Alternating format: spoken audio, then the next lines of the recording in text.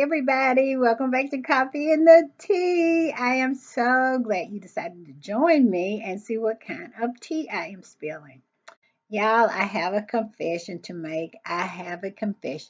Y'all remember in my last video I said I had gave up on coffee, that I was trying to just do water?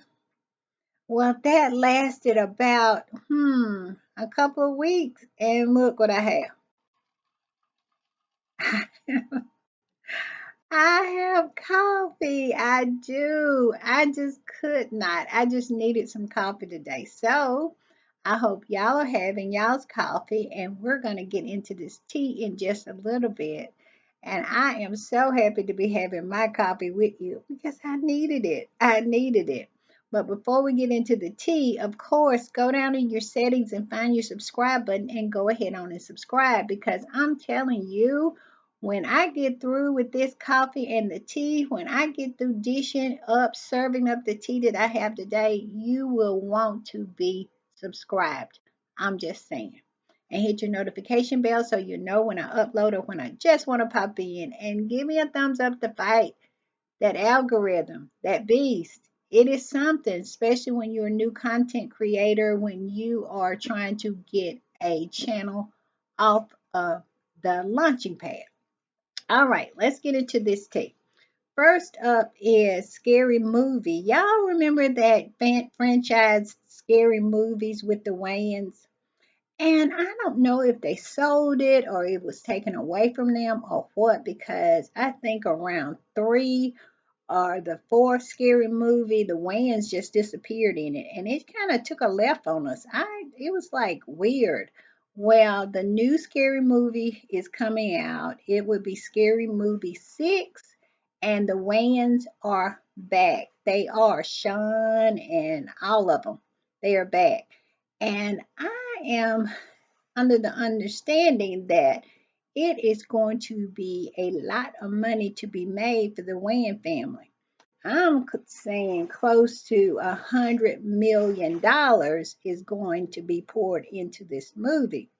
So somebody is going to be getting PAID, and I love this family. I really love the Wayans family, and I hope that they get every dollar that they deserve.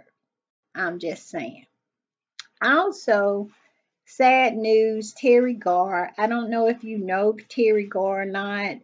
She was an actress from like in the 90s, the late 90s, early 2000s. And she was in this movie called Young Frankenstein. And she also was in one of my favorite movies called Mr. Mom, where he loses his job and then she goes and get a job and she becomes highly successful. And it was just such a really good movie. Well, she passed away of MS. She was diagnosed years and years ago. I think her battle went on for almost 20 years with this horrible, horrible disease. Well, she finally succumbed to it and she recently died, I think yesterday or day before yesterday, at age 79. Also, the next person we're going to talk about is Miss Tina Knowles. That is Beyonce's mom. Yes. Well, the word on the curb is Miss Tina Knowles is actually writing a memoir. And Jay-Z and Beyonce is a little nervous about this. And it is said that Beyonce has told her mom that she doesn't need to get too in depth with the details in this memoir. But my point is this: why write it then? Why are we writing a memoir when we're not going to give anybody any details? And who in the world is going to buy it if you don't get, if we don't get some dirt, if we don't get some messiness?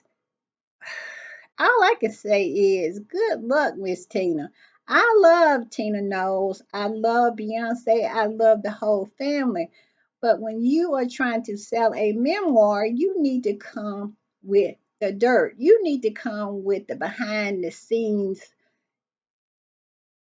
messiness. I'm just saying. So we'll see how that go. We'll see how Miss Tina Knowles be able to navigate, not giving us the dirt and trying to convince us to buy her book because it's going to be hard. That's all I am saying. Also, Miss Tony Braxton, who I love, love, love. I love the Braxton's family. And I know that might be a little controversial now because a lot of people are giving them a lot of flack about their new series, The Braxton Family.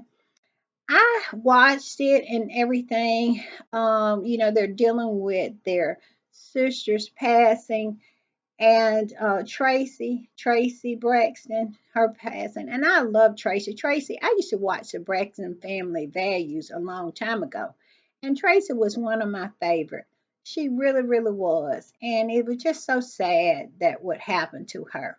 But they are dealing with it. She has been passed for 2 years now, but they still dealing with it. Her son is still dealing with it. And so I've watched several episodes, but they're getting a lot of flack on how they're handling it. But one thing I do know about grief is everybody handles grief differently, and you should not judge them on how they are deciding to, you know, go through their grief. I am a person who is just coming out of grief. I have said this so many times before. My mom passed away, and it was devastating to me. Devastating to me. And did all my siblings handle it differently? They absolutely did.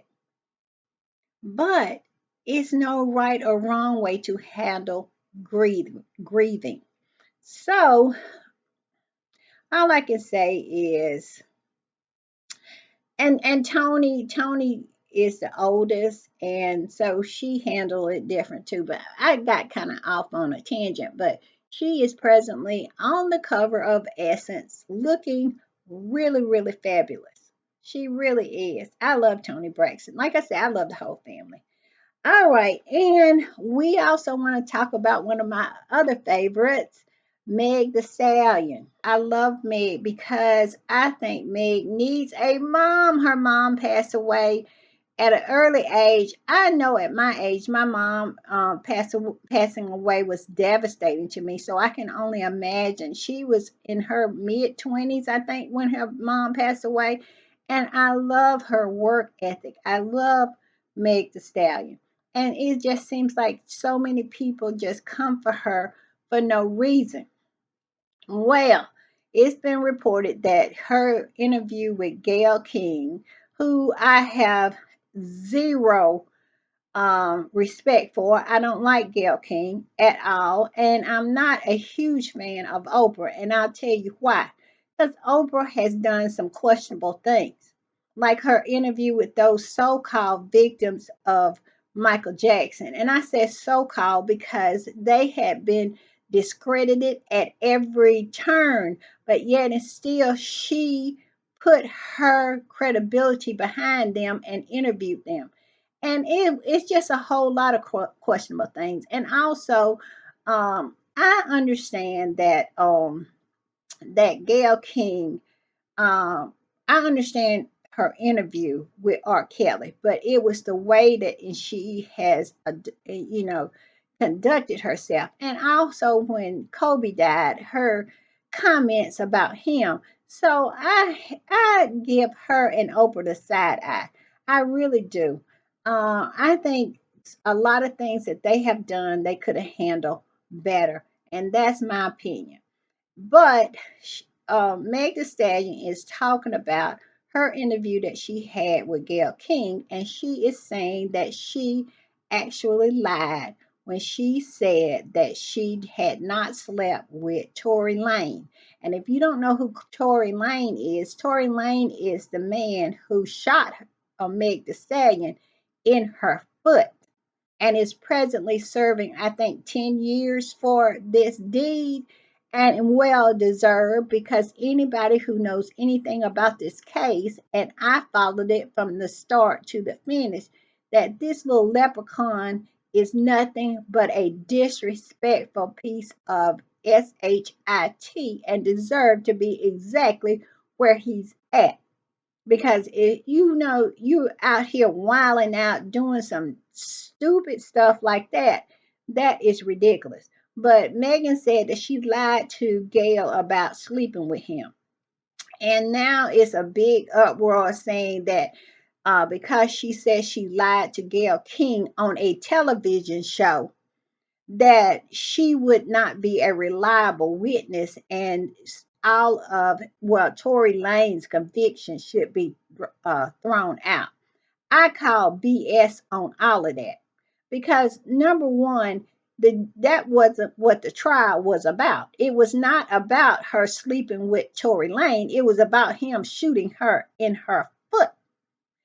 And also, who in the world would not lie about sleeping with Tory Lane? Like I said, I would lie about sleeping with that little leprechaun too. So my point is this: Meg was ashamed of it because women are judged for their so-called morality. We have the double standard that we have to live with. So I'm sure she felt some pressure to lie. But did she lie on the stand? No, she did not. She lied on a television show, which is totally and absolutely different. I'm just saying. So good luck with getting him out of jail. Good luck with getting him another trial because it was proven without a shadow of a doubt that this little leprechaun did what he did to her. I cannot stand people taking up for somebody like this little weasel of a human being who actually pulled out at one of these and shot someone. Talking about dance. This is what he did. This is ridiculous. I digress. Like I said, he is where he needs to be, and he needs to stay there. All right, too. Next up is Mr. Diddy. Diddy, Diddy, Diddy. It's another day, it's another story about Diddy. Well, this particular story is, y'all know that video that was dropped by CNN showing Diddy really beating the crap out of Cassie. And it was on full display. And that's what kind of just made things start to just unravel for Diddy. And now he is sitting in jail waiting for a trial. But I digress. He always accused the feds of releasing that video, saying that the feds leaked that video. His lawyers were saying that. Well, the federal government has answered back and said that is not true, that they did not leak that video. Somebody else leaked that video. And so now people are on the hunt to find out who leaked that video to CNN, and that is a mystery. But it said prosecutors filed a motion in U.S. District Court in opposition to a motion Diddy filed earlier this month, alleging he believed that the government gave the video to a popular cable news channel back in May, and they basically said they can't be true because they didn't even have it yet. Who leaked it? To me, I don't care. I really don't. I care about his behavior on it, but I'm sure he does. But I care about his behavior on it, and his behavior on it was appalling to say the least. All right, and next up, Lord have mercy, is Kanye and that forever naked woman that he has married. And they got a picture of her Halloween outfit.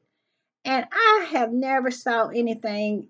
I am so sick of Kanye and this woman. I don't know what to do. Every time I go and look for hot topics, there they are, and there she is with her trifling, disrespectful tail. I mean, I don't blame Kim for getting rid of him. I really do not, because if he wanted Kim to walk around like this nonsense, this man has children. This is his children's stepmother, and he is cool with this nonsense here. That says everything to me about Kanye. And also, it's a story out there talking about they having naked therapy. Why? Why? And why do we have to know that? I am sick of Kanye and his old tramp that he married of a wife. I am sick. I am done. And this is our last story. Rihanna, y'all know Rihanna did this video with Eminem, and so evidently they became friends. And now Rihanna says she is on a mission to find Eminem a somebody to date, a relationship. It says, I found this on Jasmine Brand. It says Rihanna is on a mission to help Eminem find love as rapper returns to dating. I'll tell you something I love about Eminem. Eminem keeps his private life private. You never know what's going on with Eminem. He ain't walking around here with a half naked woman that he's calling his wife or anything like that. Kanye looks like a straight up clown fool. He is a fool of a clown. Now, you know you can be a clown and a fool at the same time. That's him. But look how dignified Eminem he conducts himself. And I love it. I love it. You don't never know who he's dating, what's going on in his private life, or anything. And I love it. It says Rihanna not only sings about love, but she wants to make sure her friends have it in real life too. A source tells In Touch that the 36-year-old songstress is determined to help pal Eminem 52 find a girlfriend as he inches towards being ready to date again after years of being single. My whole thing is too, I think Eminem has a lot of childhood trauma. If you watch his movie, I think it's the something Miles or something, I can't remember what it is, but it's a movie about his life. And his mother was, whew, he definitely didn't have the best mother. That's all I'm saying. And he had a very traumatic childhood. And I think he probably have a lot of mommy issues, which actually bleeds over into his relationships, and it makes it very difficult for him to trust women. My analysis may not even be true, but I'm saying. And he seems like he has a hard time with relationship. He has one daughter.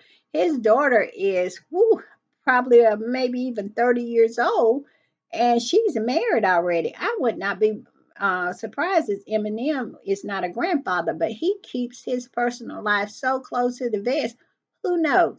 Who knows? And I love that about him. I love Eminem. I love it about him.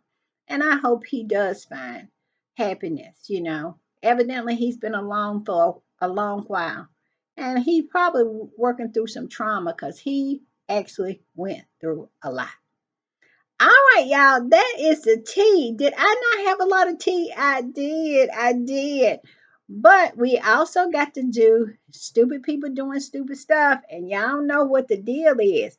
And what the deal is, y'all remember the last coffee and the tea that I did, and the woman that I covered in Stupid People Doing Stupid Stuff, the woman that had put her boyfriend in the suitcase and he suffocated and died. Y'all remember that? That was the last one.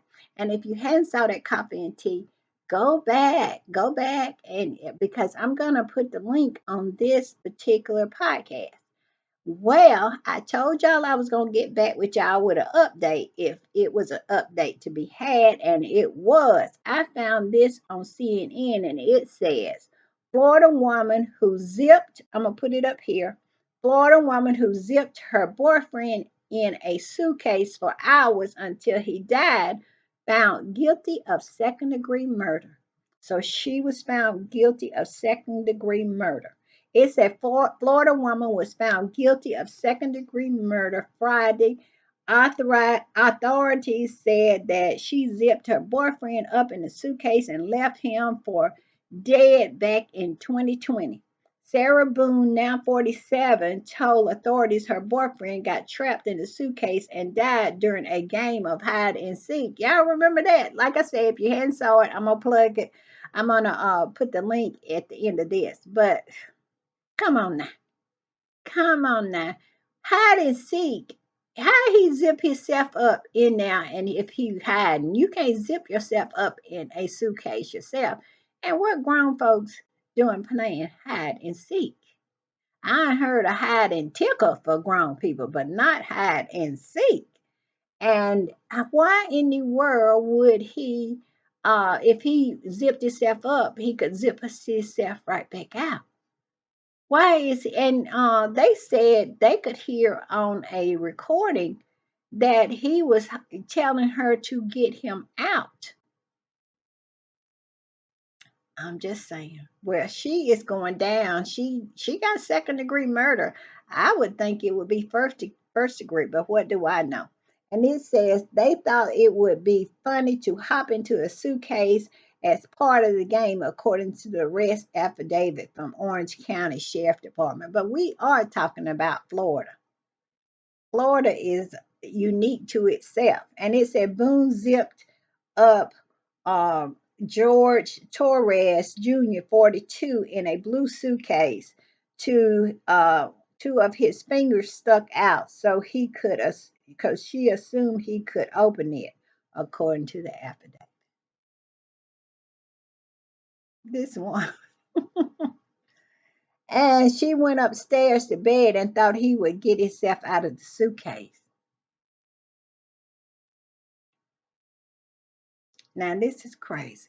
This is crazy. But all that is never not here or there. She has been found guilty of second degree murder. She will be sentenced, and I will be back with an update when I find out what her sentence will be.